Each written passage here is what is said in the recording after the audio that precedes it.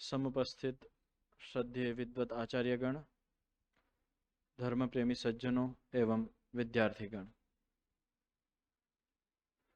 हमारी विदुनीति के श्लोकों पर चर्चा चल रही थी। पिछले श्लोकों में हमने देखा कि राजा धृतराष्ट्र अपने सारथी संजय को दूत के रूप में राजा युधिष्ठिर के पास भेजते हैं। वहाँ पर चर्चा करने के बाद संजय जब राजभवन वापस आते हैं और धृतराष्ट्र को कहते हैं कि आप इन पांडवों का जो राज्य है इसे लौटा दीजिए, नहीं तो बहुत बड़ा अनर्थ होगा।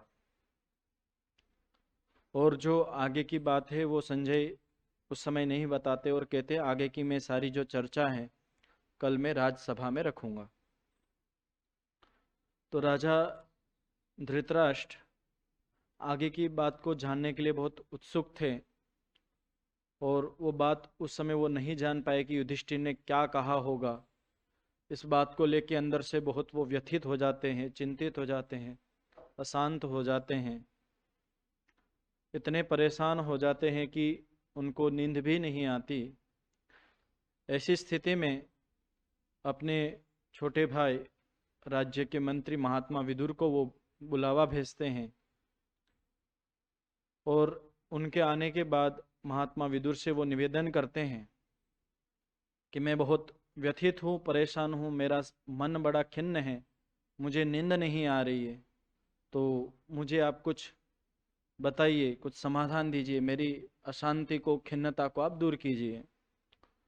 फिर महात्मा विदुर श्लोक के माध्यम से बताते हैं कि ऐसे 4 महादोष होते हैं जिसके कारण व्यक्ति को अनिद्रा का रोग होता है, और एक उसमें और 5वां कारण भी जोड़ा था जो लालसा थी। उन 4 महादोषों में सबसे पहला जो दोष बताया था वह था कि साधन रहित दुर्बल होते हुए अपने से बलवान के साथ युद्ध का प्रारंभ कर देना। यदि कोई व्यक्ति अपने पास साधनों को नहीं रखता है, उतना सामर्थ्य तो नहीं रखता है, और अपने से अधिक समर्थ व्यक्ति के साथ बुद्धि के स्तर पर, बल के स्तर पर युद्ध का प्रारंभ कर देता है, तो उसको नींद नहीं आती, उसका मन परेशान हो जाता है, खिन्न हो जाता है। और उससे आगे जो दूसरा महादोष बताया था, यदि किसी व्यक्ति का धन संपदा अपहरण हो गया हो, किसी ने चुरा लिया हो, ऐसी स्थिति में भी व्यक्ति को नींद नहीं आती।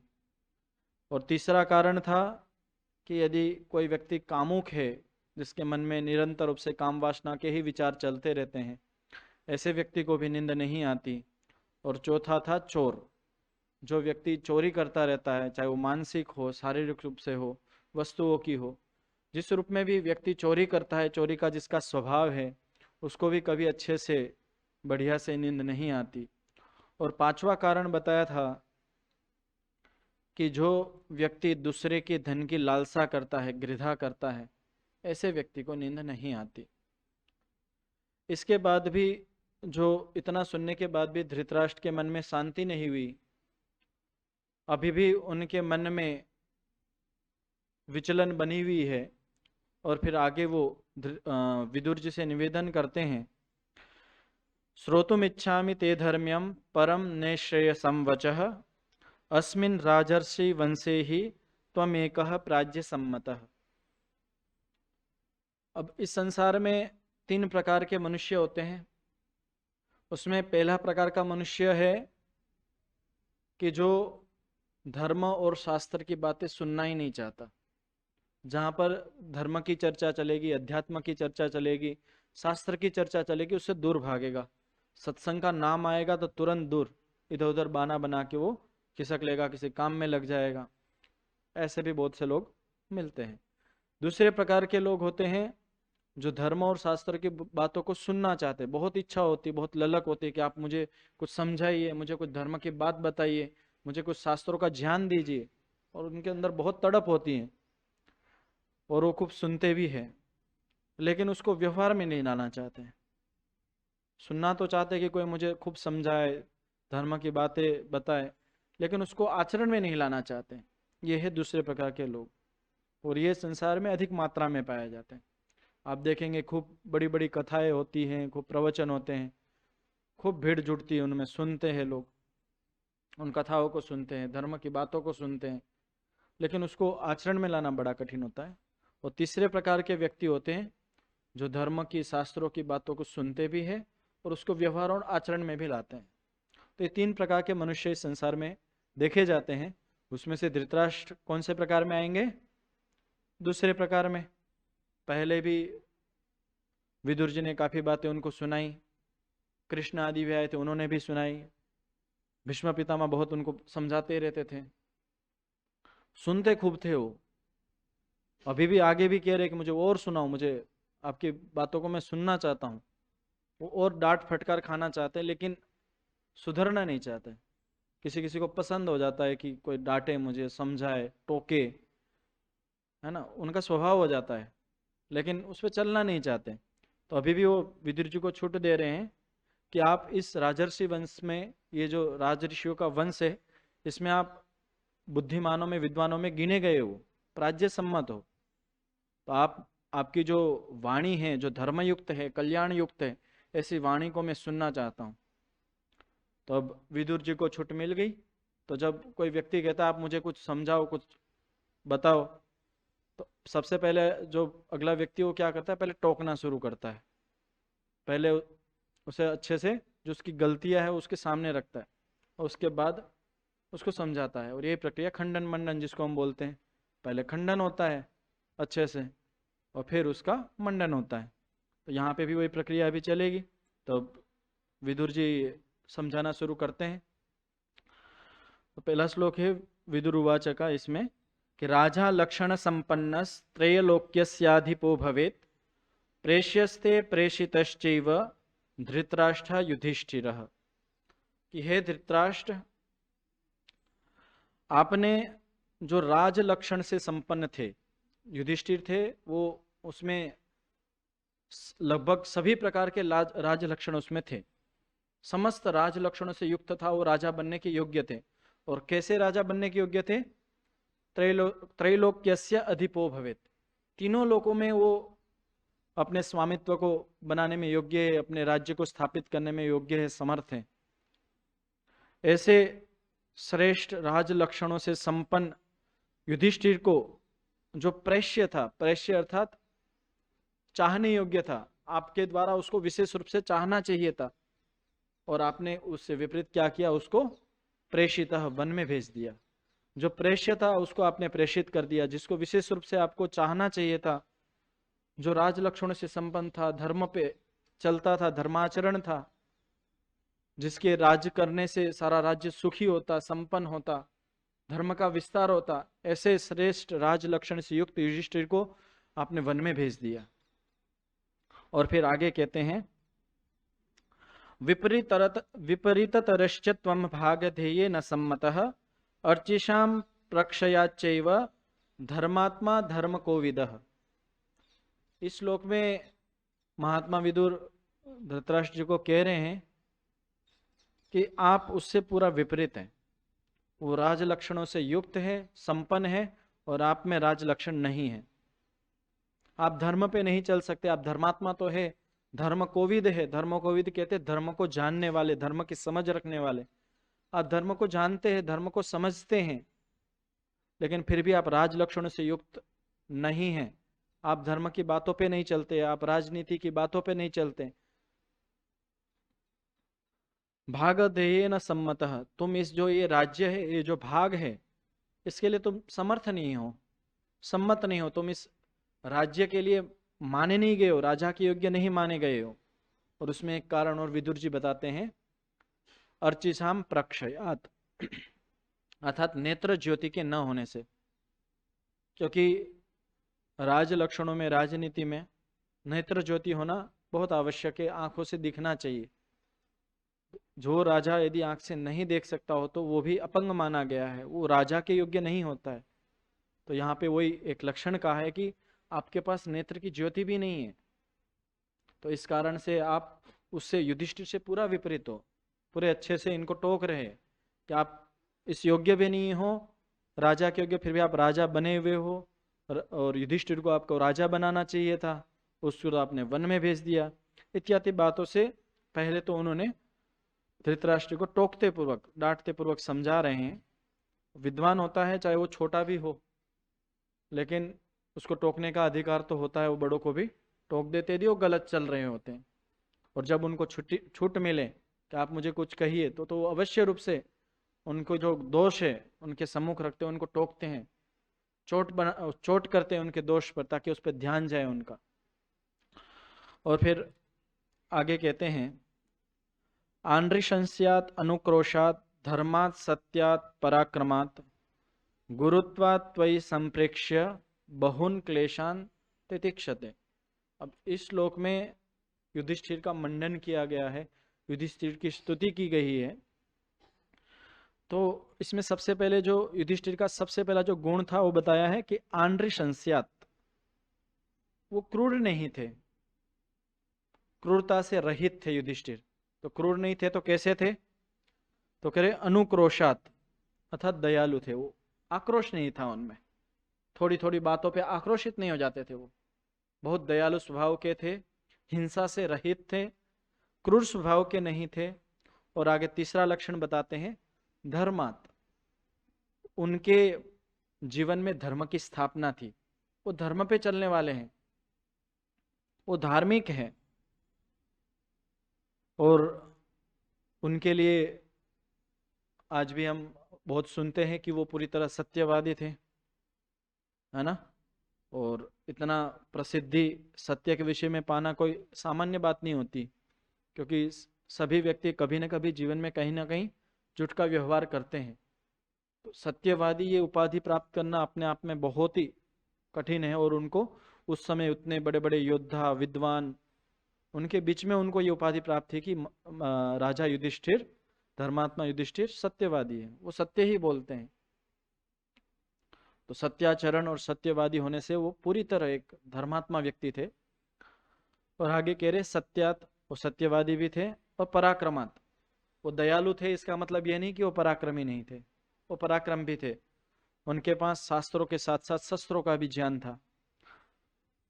राजा युधिष्ठिर का सबसे प्रमुख हथियार क्या था आपको पता है? भाला। उसमें दिखाते हैं, महाभारत सीरियल में भी देखा होगा, वर्णन भी आता है। तो उनका जो कुशल थे जिस हथियार में, वो था उनका भाला, और उसमें वो प्रवीण थे, तो पराक्रमी भी थे। और साथ में कह रहे आगे, त्वयि गुरुत्वात् संप्रेक्ष्य, आपको वो बड़ा मानते, आपके गौरव का ध्यान रखते हुए बहुन क्लेशान तितिक्षते, बहुत सारे क्लेशों को वो सहन करते हैं। क्यों सहन करते हैं? क्योंकि आप उनके बड़े हैं, आप उनके गुरु हैं, आप इस कुल में, समुदाय में आप बड़े हैं। आपके गौरव का ध्यान रखते हुए, आपके सम्मान का ध्यान रखते हुए आज तक वो बहुत सारे क्लेशों को, दुखों को सहते आ रहे हैं। तो यहाँ जो महात्मा विदुर ने जो लक्षण गिनाए, वो सारे के सारे लक्षण एक राजा के हैं। पीछे इन्होंने कहा था राज लक्षण संपन्न, तो यहाँ पर आनृंस्य, अनुक्रोश, धर्मात, सत्यात और पराक्रम, तो ये पांच तो ये गुण बताए। इन पांच गुणों के होते हुए भी वो आपके सम्मान का ध्यान रखते हुए, आपके गुरुत्व का ध्यान रखते हुए अनेक प्रकार को क्लेशों को सहते आ रहे हैं। आगे फिर विदुर जी कहते हैं, दुर्योधने सौबले च कर्णे दुस्साहसने तथा एते स्वैश्वर्यमाधाय कथम त्वं भूतिमिच्छसि। अब आगे फिर विदुर जी कह रहे हैं कि दुर्योधने, जो धृतराष्ट्र के ज्येष्ठ पुत्र थे दुर्योधन, सौबले, सौबले किसको बोलते हैं बच्चों में से बताएंगे? सौबल ये शकुनी का नाम है। किसका नाम है? शकुनी का नाम क्या है? सौबली, है ना। सौबल, सौबल नाम शकुनी का है। तो और तीसरे का है यहाँ कर्ण, और चौथे हैं दुशासन। तो आपने लोक में सुना होगा चांडाल चौकड़ी, वो यहीं से चला है कि क्यों चांडाल चौकड़ी लगा रखी है। तो ये चारों जहां पर भी इकट्ठे होते थे तो इधर उधर की व्यर्थ की बातें करते थे। तो वही फिर लोकुक्ति होगी लोक में कि क्यों चांडाल चौकड़ी लगा रखी है, मतलब व्यर्थ की बातें क्यों कर रहे हो। तो ये चार थे जिनमें छल कपट भरा हुआ था। तो बोल रहे ऐसे इन चार लोगों में एतेसु ऐश्वर्य माधाया, इस ऐश्वर्य को, इस राज्य को इन चार के आधार पर छोड़ के तुम किस प्रकार की भूति अर्थात उन्नति कल्याण चाहते हो? तुम्हारे मन में ऐसा क्या आ रहा है कि ये चार समर्थ है और ये चार मिलके इस राज्य को संभाल लेंगे, जो छली है, कपटी है, अधार्मिक है। कर्ण का नाम अच्छा माना जाता है, इन चारों में भी कर्ण को दानवीर के रूप में जाना जाता है, लेकिन फिर भी उनमें एक अवगुण था कि वो इन दुष्ट लोगों के साथ थे। संग दोष को बड़ा दोष माना गया है, चाहे कितना भी बड़ा विद्वान व्यक्ति, प्रसिद्ध व्यक्ति क्यों ना हो, यदि वो दुष्ट व्यक्तियों के साथ यदि उसका संग है तो निश्चित रूप से उसका पतन होगा। और हमने कर्ण का भी देखा। कर्ण अपने आप में एक बहुत ही बड़े महायोद्धा थे, दानवीर थे, धर्मात्मा भी माने जाते थे, लेकिन इन दुष्ट लोगों के संग के कारण अंत में वो मृत्यु को प्राप्त होते हैं। और जिस कीर्ति और यश के वो भागीदार थे वो उनको पूरी तरह प्राप्त नहीं हो पाया। आगे फिर अब बोल रहे कि ये योग्य नहीं है। तो किस कारण योग्य नहीं है? ये जो चार व्यक्ति है यहाँ गिनाए हैं योग्य नहीं है, तो किस कारण योग्य नहीं है? तो सबसे पहले अच्छे व्यक्ति के लक्षण बताने होंगे। तो महात्मा विदुर सबसे पहले अच्छे और पंडित और बुद्धिमान व्यक्ति के लक्षण बताना शुरू करते हैं। तो पहला श्लोक है, आत्मज्ञानम समारंभ स्थितिक्षा धर्म नित्यता यमर्था नापकर्षंति सवै पंडित उच्यते। ये श्लोक आप सबने सुना ही होगा। सबसे पहले कहा आत्मज्ञानम, जिसको आत्मा का ज्ञान हो, अपने आप का ज्ञान हो, जो होश में रहता हो। व्यक्ति होश में नहीं रहता, अपने आप का ज्ञान नहीं रहता है। ज्यादातर वो इंद्रियों पे ध्यान दे रहा होता है, अपनी सुख सुविधाओं पे, साधनों पे उसका ध्यान रहता है मुख्यतः। आत्मा पे तो न के बराबर ध्यान होता है। दिन रात यदि आप अपना खुद का निरीक्षण करेंगे तो कहीं ना कहीं हम अपने शरीर के लिए चिंतित होते हैं, उसका बल बढ़ाने में लगे रहते हैं, खूब व्यायाम, प्राणायाम, औषधियाँ खूब लेते हैं, खूब करते हैं। कभी बुद्धि के लिए खूब पढ़ते हैं, खूब ज्ञान, बस विद्वान बनना है। कोई है भौतिक है तो वो अपने उसी क्षेत्र में खूब धन संपदा साधन बढ़ाने में लगा है। अपने आप का ज्ञान नहीं होता, उसमें खो जाता है, रम जाता है। जो लक्ष्य होता है चाहे वो अच्छा भी हो, लेकिन वो अंतिम लक्ष्य तो नहीं हो सकता। सब कुछ करते हुए भी होश में होना चाहिए व्यक्ति को, अपने आप का ज्ञान होना चाहिए कि मैं सब किसके लिए कर रहा हूँ। तो एक पंडित का सबसे पहला लक्षण क्या बताया है? आत्मज्ञानम।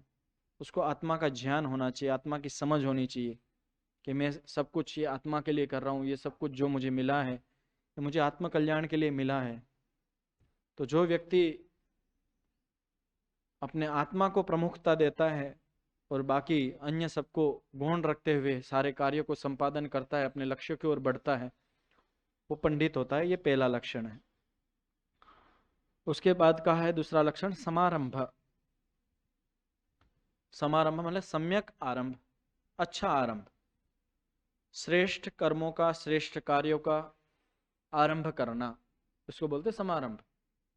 तो जो पंडित व्यक्ति होगा वो हमेशा अच्छा आरंभ करेगा किसी भी, क्योंकि पंडित है, अच्छा है, तो श्रेष्ठ कार्यों को करेगा और श्रेष्ठ कार्यों का भी एक अच्छा शुभारंभ करेगा। अच्छे से उसको जब प्रारंभ करेगा, पहला क्षण होगा, तो उसकी योजना अंतिम क्षण पहुंचने तक होगी कि मैं इसको किस प्रकार संपादित करूंगा।